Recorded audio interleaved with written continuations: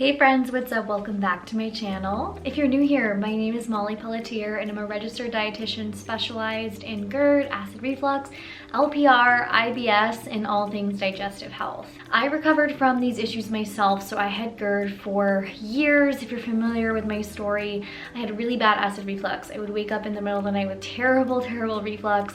I was on PPIs for over a year, and I was able to wean off of all acid suppression and overcome my symptoms. And this took a while, but I have essentially documented the whole thing on my YouTube channel, and so you can go check out my acid reflux playlist to learn more about my journey. And now I'm a registered dietitian and I specialize in GERD, acid reflux, LPR, and IBS because I'm so passionate about helping people overcome their symptoms and get their life back. And I get this question all the time: how do you overcome acid reflux? And the answer is not so simple that I could respond quickly in an Instagram DM or in a TikTok comment, so I definitely recommend checking out all of my content on YouTube here and TikTok and Instagram. I share daily content on Instagram and TikTok, so definitely go check that out and say hi.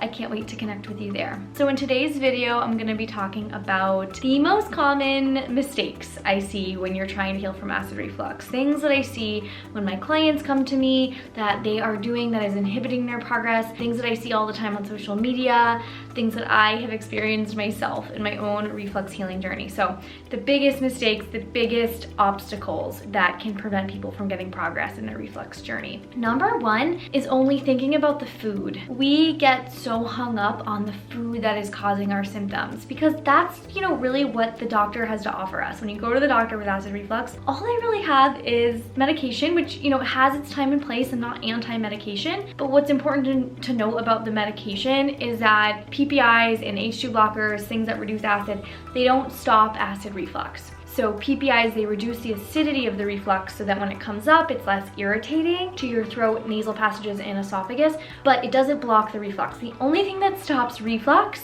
is nutrition and lifestyle. The lower esophageal sphincter is the sphincter that connects the esophagus to the stomach, and that should act as a barrier, but for some of us, it's not as strong. And so what we have to do is really target nutrition and lifestyle and modulate the way we're eating and what we're eating to prevent weakening this lower esophageal sphincter. The other thing that stops reflux is identifying the root causes that are contributing to your acid reflux and addressing them. So definitely go check out my root cause video to learn more about root causes that I see all the time in my practice. But back to the mistake that I see, which is only thinking about the food. So I started to say about going to the doctor, and we get the medication recommendation and we get the food list, the foods that cause acid reflux. So right off the bat, our brain is thinking so much about food, and we see it all over the internet, foods to avoid, trigger foods, and then we start thinking, what foods could be causing my acid reflux when I've already eliminated all of these trigger foods, but I'm still having acid reflux? And we get really hung up on finding the food that is causing our symptoms. I see this with IBS as well, in terms of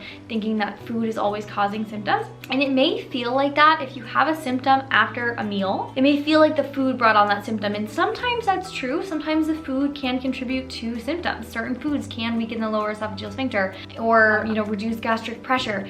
But there are things that can increase your likelihood to reflux after a meal that have nothing to do with food. So eating really quickly, overfilling your stomach, getting overfull, drinking a ton of liquids during a meal. These are just a few things that could increase your likelihood to reflux that really have nothing to do with the type of food that you're eating. So a lot of people get hung up on the food. They don't think about stress management, which brings me to the second mistake that I see all the time is not managing stress. When you have reflux, it is extremely anxiety provoking because you are constantly worried about the long-term consequences of your condition. I know because I have been there. I know how scary it is to wonder about long-term consequences of reflux, acid damage. You're thinking about long-term consequences of the medications. How are you ever going to come off them? These are the questions that I dealt with, so many of my clients have dealt with. And it is so anxiety provoking, and that anxiety can worsen reflux. Anxiety is dysregulating to your nervous system. And so if we're always in that fight or flight side of the nervous system, this really impacts our motility. Our motility is how things flow down your digestive system. If our nervous system is dysregulated, it disrupts our motility, and that can cause that regurgitation, that reflux of our stomach contents into the esophagus. So the anxiety can worsen symptoms, and we have to bring our focus back to the present moment. That's why I created the Flora app, because we need tools to bring us back to the present moment.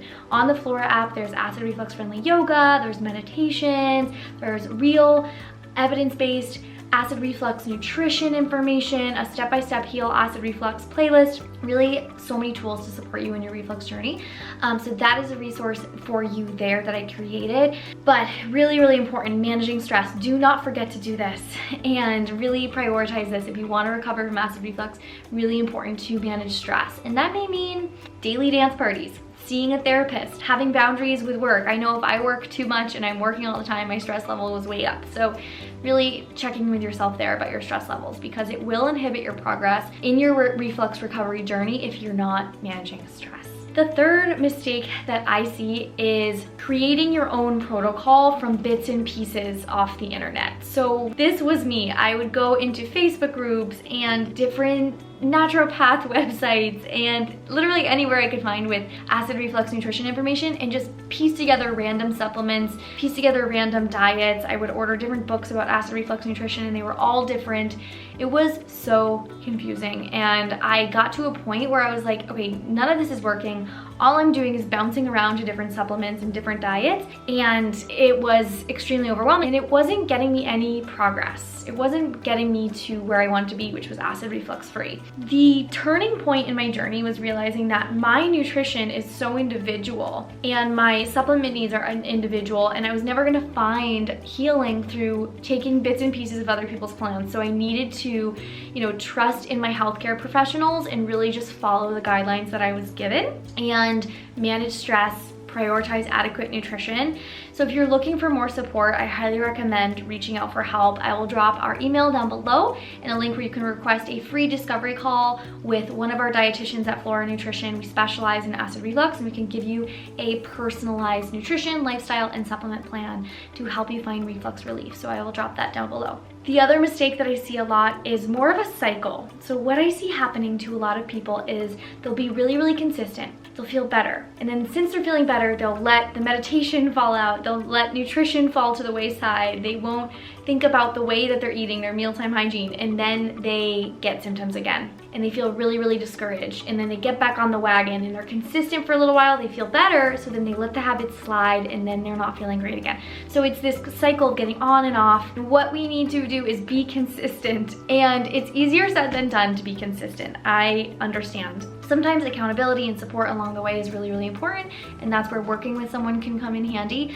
But really trying to be consistent. Change may not happen overnight. For most people, this is not a overnight 1 week fix. For most people, this takes time. It has taken time to get where you are right now, and it will take time to get where you want to be.